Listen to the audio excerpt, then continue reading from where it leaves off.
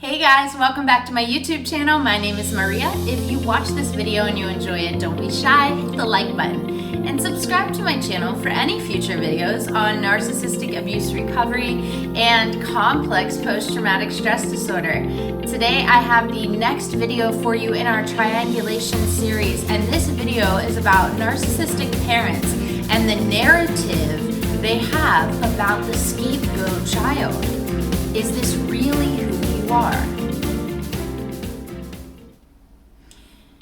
So in the game of triangulation, which, catch one of my previous videos in triangulation so you can really understand what this dynamic really is. But we have three different types of siblings that are involved. And we're talking about the scapegoat child, the invisible child, and the golden child. So the golden child can do no wrong. On the other end of the spectrum is the scapegoat, who gets the brunt end of the deal. They are not easily manipulated, and the narcissist finds them to be someone who is threatening, someone who has empathy, someone that they looks down to and acts as if they are less than or weaker than the other units of the family, like themselves and the golden child in triangulation. So basically what the basis of triangulation is the narcissistic parent creates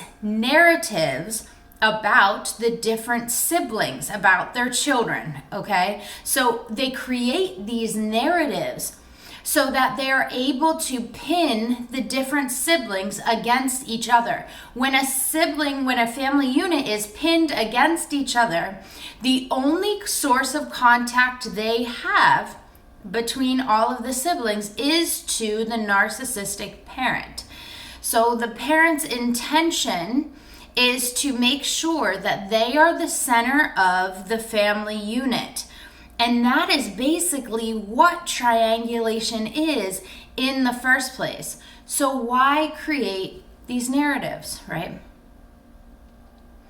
So the narcissistic parent is going to create a narrative about you which paints a picture of who you are as a person.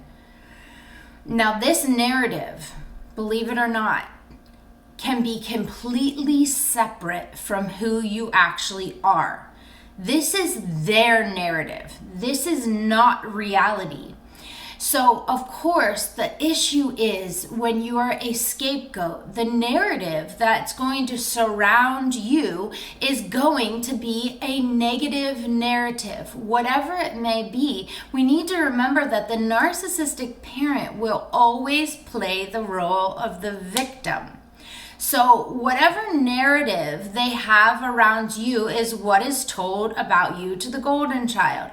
They have a narrative that they tell about you to the invisible child. They have a narrative that they tell about you to their neighbors, to extended family, to your cousins, to your aunts, and to your uncles. But the whole thing is playing out in a way in which you're doing something wrong that is hurting or affecting them as a person. So they are the victim. So what are you doing that is hurting them? And the narrative that is surrounding a scapegoat is going to be something that the narcissist knows that later on down the road, they can use this narrative to come back to after years of gaslighting, after years of manipulation. They can come back and say, see, I told you my son or my daughter was like this. Because what happens is after we go through long-term emotional abuse and we maybe develop complex post-traumatic stress disorder, we develop different things like social anxiety. We develop emotional flashbacks, self-abandonment. There are different things that come about after years of being gaslighted and manipulated. Our brain starts to function in our limbic system out of pure emotion. So a narcissist will provoke you to the point in which you are emotional or you react out of emotion, and then they will back off, be completely calm, and call you crazy. So this narrative that they are creating will then be used down the road to say, see, after all of this abuse that took place, I told you they were like this.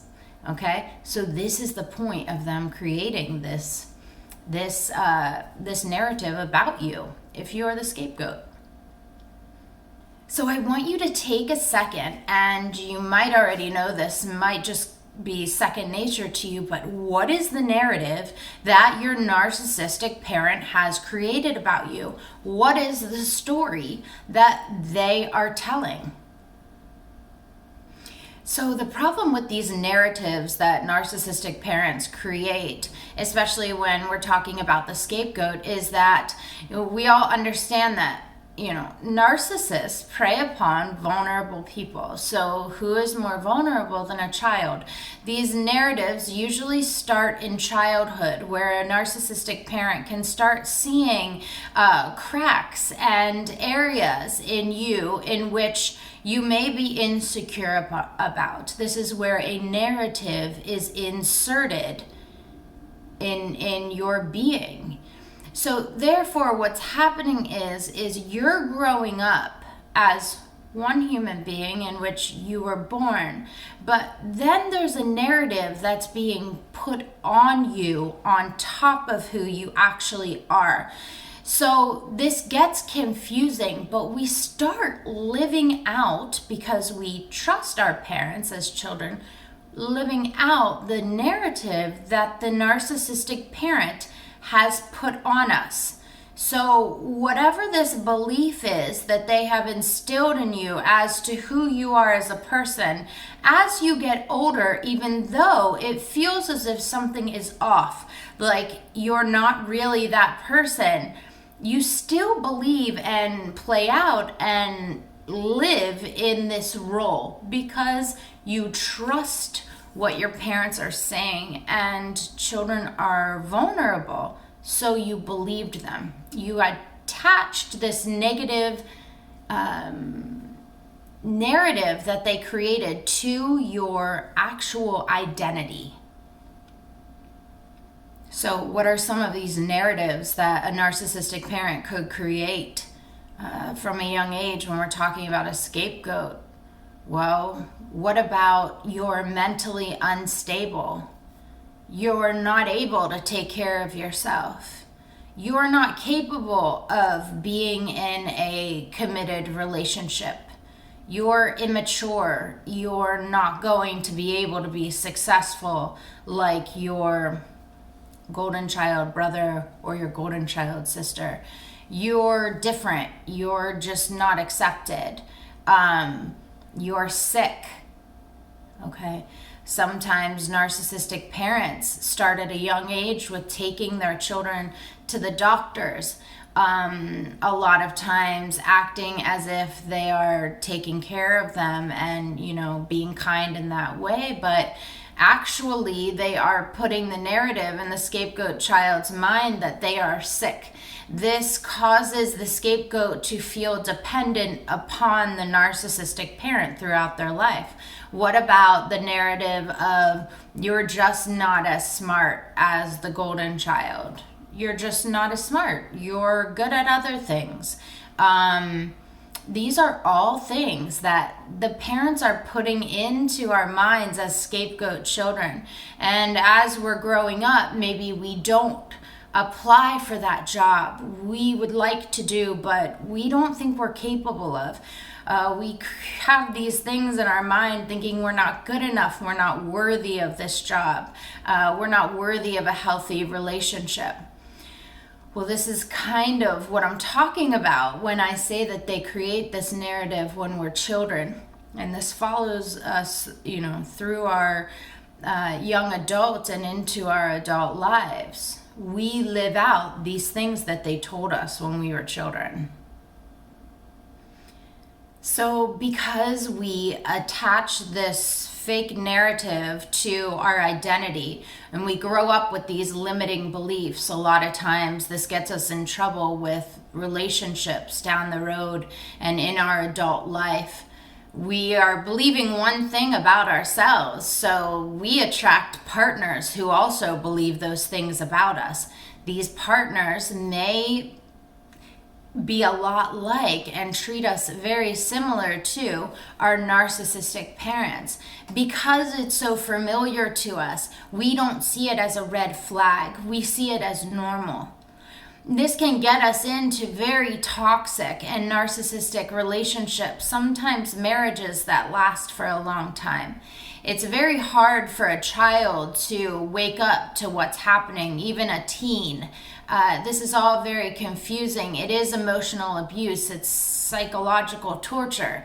So a lot of times we don't realize what's actually happening until it's too late. And that may be the time in which we are in an adult relationship that is turbulent and, again, emotionally abusive. What does this do? Yet again, the whole goal for the narcissistic parent is that you are dependent on them.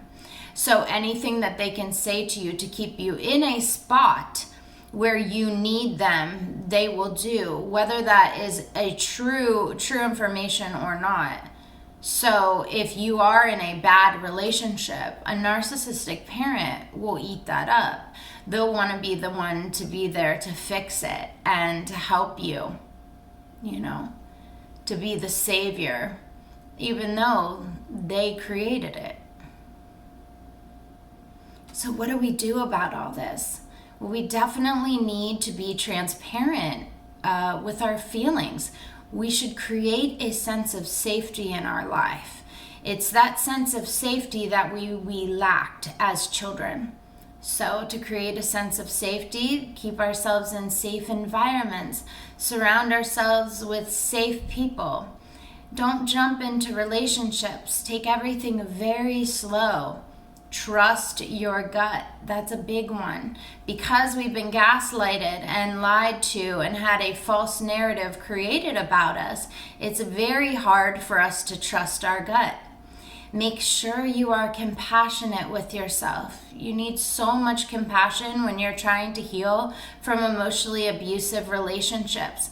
It's very unrealistic to think that a parent wouldn't want to protect and help you in your life, and instead they are against you, creating these narratives. So you need a lot of compassion and understanding when you're going through this. And don't forget, it is never too late to start again. This is your life, this is your story, this is your book, okay? So don't ignore all of this because you think it's the easy way out. Actually face it. The more transparent you can be with yourself and admit your flaws, if they really are your flaws, or are they? Is this a false narrative that was put on you? You can heal yourself. I just encourage you to do that and don't give up. It's a slow, long process, but if I can do it, you guys, you can too. Thank you guys so much for tuning in today and watching this video. If you enjoyed it, don't be shy, hit the like button and subscribe to my channel for any future videos on narcissistic abuse recovery and complex post-traumatic stress disorder. And as always, I wish you all the love in the world.